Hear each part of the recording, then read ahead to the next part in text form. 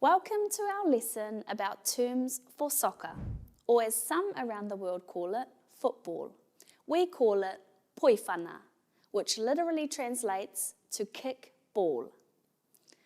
Another word for ball is poro.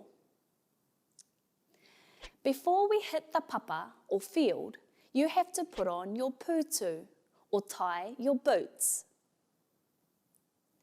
The first and most important term I reckon is u, or goal. A goal is scored when the whole of the ball passes over the goal line between the goalposts and under the crossbar, provided that no offence has been committed by the team scoring the goal. U is goal. The goalkeeper is called kaitiaki u. Ka pū ia. He or she shoots and kua karo. The poro or ball is blocked by the kaitiaki u. The ref is called the kaiwawao. He or she is the one with the feel or whistle. The players are called kaitākaro. When the opposition have the poro, the other side have to ārai or defend.